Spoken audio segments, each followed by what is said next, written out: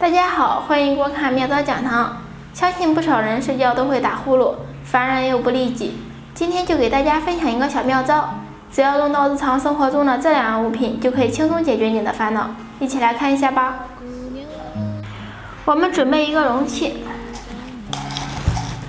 在里面倒入一些花椒，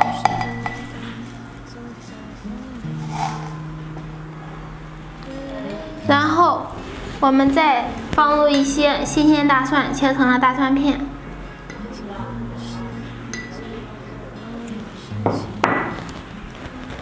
用温水冲泡，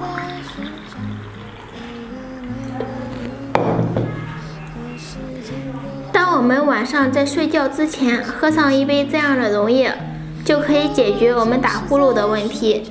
这是因为大蒜中含有大蒜素，有消炎杀菌的作用，而花椒可以使我们的咽喉部肌肉收敛，在一段时间内不会松弛，所以可以缓解我们打呼噜的症状，效果非常的好。